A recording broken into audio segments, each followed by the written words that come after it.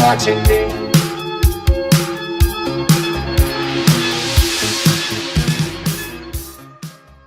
Do you ever feel like someone is watching you? I'm not talking about strangers outside your home. I'm talking about the phone nearby, the TV in your living room, maybe even your fridge. The truth is, almost every smart device you own is quietly spying on you every single day. You probably gave it permission to without even realizing. In today's video, let's go beyond surface level with today's reality of mass surveillance through everyday devices. The phone spy. Pretty obvious spy, the bestie attached to most of society's fingertips at all times. Sure, we all know phones use GPS to track us, but most people would not know companies have found ways around that. A huge outbreak was made back in 2018 when Google was caught collecting users' location data, even when location history was disabled. Turning off these settings did not always mean off. Google reportedly gathers enough single-user data in 1 year to fill more than 500,000 sheets of paper. That includes location information, browsing habits, and schedules that are then used to target advertisements to you. Location is just one example. Apps will collect way more data than needed.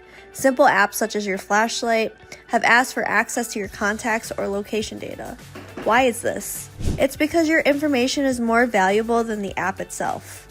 Who you call is logged, apps you open are recorded, Googling why you have a rash in an odd place.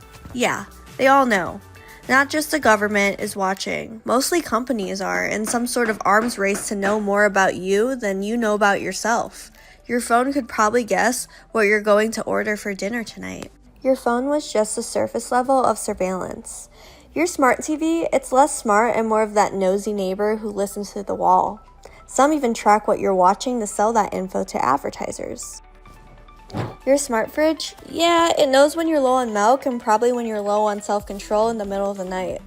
Even your Roomba, that little robot vacuum, is mapping your house. Like, congratulations, you just didn't clean your floors, you uploaded a floor plan of your living room to a cloud server somewhere in California. This isn't just theories. Samsung TVs have admitted they listen to your conversations and send them to third parties.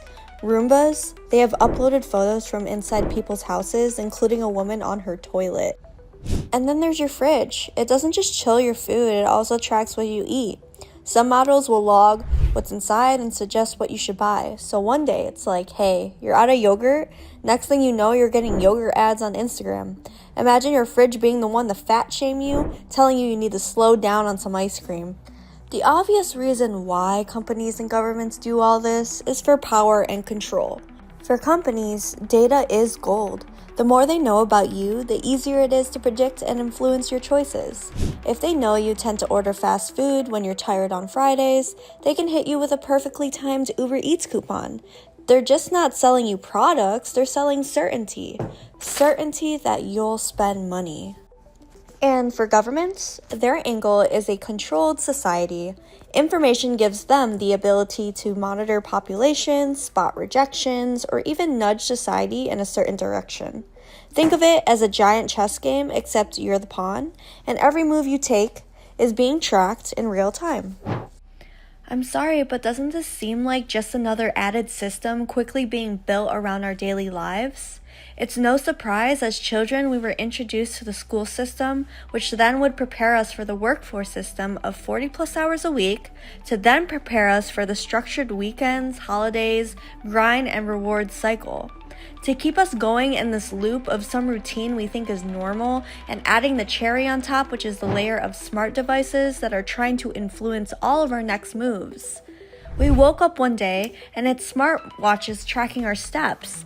It's devices logging your screen time. It's your car reporting your frequent visits. It felt harmless at first, but when does it become dangerous? How much data really gets collected to where when it's connected shapes society's lives, emotionally and physically? Is it when the insurance companies have enough health data on you and charge you the highest premiums? Is it when your personal data on habits, interests, and hobbies start to affect your employment status and determine if you're hireable? Or is it when the government gets enough data to decide who gets access to loans, travel, or even basic freedoms? Data is immortal. It follows you. What feels like a silly midnight snack or a guilty purchase today could become the very thing used against you tomorrow. The system remembers everything. Okay, so if you made it this far, you are probably like, great, my phone spies on me, my fridge openly judges me, and my vacuum cleaner has blackmail photos. What do I do? It's not just the basic stuff like delete Facebook or throw your phone in the ocean, even though that probably would work, but there are smarter ways to play the game.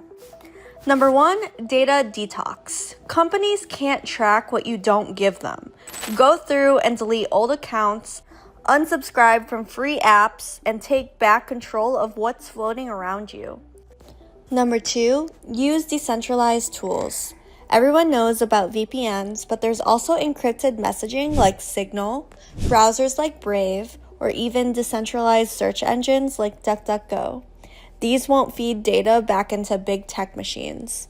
Doing small research into privacy will go a long way. Number 3, confuse the algorithm. This one's fun. Search random things just to throw them off. You never want to let them know your next move. Today, you're building submarines, and tomorrow, you're into the dog Olympics. Make that algorithm work for its paycheck. And lastly, number 4, community power. On a bigger scale, push for stronger privacy laws. Europe has GDPR, which regulates how companies can share and sell data. California has its own protections, and more places are starting to catch on. Privacy is a right and should not become a privilege. Speak up and open the conversation. Remember balance. At the end of the day, tech isn't evil. It's a tool. We all know who the real enemy is. The goal is awareness. When you know how the game works, you can choose when to play and when to log off. With a little knowledge and a few smart habits, you can make a difference with your data and privacy. Stay intentional, stay mindful, and be aware.